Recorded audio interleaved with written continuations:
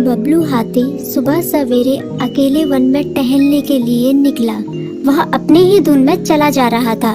लगता था उसके दिमाग में कोई उलझन है जिसे वह सुलझाने की कोशिश कर रहा था।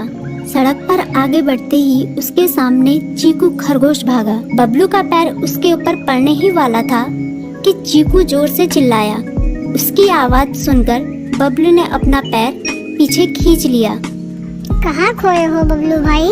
कहीं नहीं, बस कुछ ऐसे ही सोच रहा था। किस बारे में? तुम जानकर क्या करोगे? शायद मैं तुम्हारी कुछ मदद कर सकूं। तुम तो जानते हो आजकल वन में कितनी चोरियां हो रही हैं, पर चोर का कोई अता पता ही नहीं है। इस बात को लेकर वन के सारे प्राणी चिंतित थे। वे वहाँ खुद को सुरक्षित महसूस नहीं कर रहे थे। अरे चीकू भाई, हम मजबूर हैं। हम चोर को पकड़ ही नहीं पा रहे हैं। वह बहुत चालाक है और अपने काम को बड़ी कुशलता से अंजाम दे रहा है। कहीं कोई सबूत ही नहीं छोड़ रहा। हमारे राजा इस बात को लेकर बहुत चिंतित हैं। यही कारण है कि हम सब इस बारे में सोच रहे हैं। अब तुम मेरी इसमें क्या मदद कर सकते हो?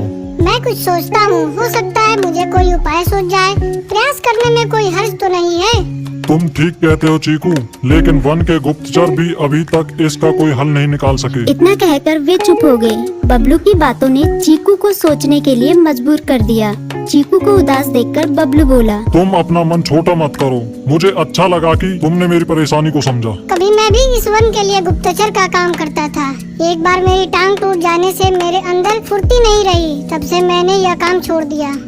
चीकू, तुम चाहो तो यह काम दोबारा कर सकते हो। वन के प्राणी ज्यादातर दिन में भोजन की तलाश करते हैं, वे रात को आराम करते हैं। तुम दिन रात दोनों में ही भोजन की तलाश में निकल सकते हो सकता है रात को तुम्हें कुछ ऐसी बातों का पता चल जाए जो हमारे काम की हो। हाँ बबलू, तुम ठीक कहते हो। मैं आज रात को वन में घूमकर इस बात का पता करने की कोशिश करता हूँ। थोड़ी देर बातें करके चीकू अपने बिल की ओर बढ़ गया और बबलू अपने रास्ते चला गया। चीकू के दिमाग में अभी तक बबलू की कई बातें घूम रही थी। उसे समझ नहीं आ रहा था वह बबलू की मदद कैसे करे। दिन भर वह उसी उधेड़-बुन में लगा रहा। शाम होते ही चीकू कुछ सोचने लगा और वह चुपचाप बिल से बाहर निकल आया। चीकू की पत्नी ने देखा तो बोली, इस समय कहाँ जा रहे हो? बाहर खतरा है। खतरा तो सुबह भी रहता है, लेकिन खतरों से डरकर हम भूखे तो नहीं मर सकते। मैं बाहर घूम कर आता हूँ। इतना कहकर चीकू रात को बिल से बाहर निकल आया। कुछ दूर जाकर उसकी नजर बंकू उल्लू पर पड़ी, जो कुछ ही दूरी पर था। वह पेड़ की डाल पर बैठा अपनी गर्दन चारों तरफ घुमा रहा था। वह तेजी से पेड़ की एक डाल से दूसरी डाल पर उड़ रहा था। बंकू की नजर उस पर नहीं पड़ी थी। कुछ सोचकर चीकू पेड़ के पीछे से बाहर निकलकर थोड़ी खुली जगह पर आ गया और वहाँ से बंकू उल्लू को देखने लगा। बंकू ने चीकू को अंधेरे में भी देख लिया, पर उसने उसमें कोई उत्सुकता नहीं दिखाई और अपनी गर्दन चारों ओर घुमाता रहा। चीकू बड़ी देर तक बंकू की हरकतों पर नजर रखे रहा। वह थोड़ी देर तक खुले मैदान में खड़ा रहा, पर बंकू ने उसे देखकर भी अनदेखा कर दिया।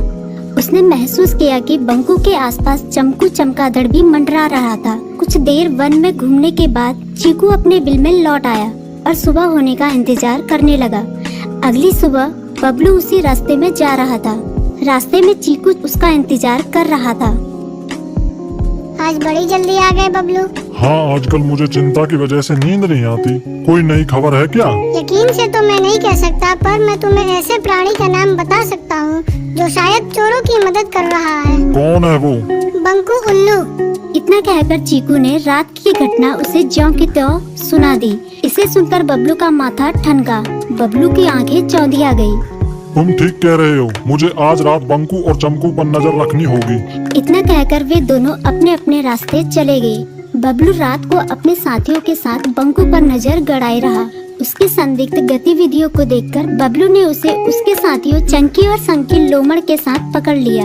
बबलू ने सख्ती से पूछताछ करनी शुरू कर दी। तुम इस समय बंकू चमकू के साथ क्या कर रहे हो? हम चारों दोस्त हैं, इसलिए साथ बैठकर बातें कर रहे हैं।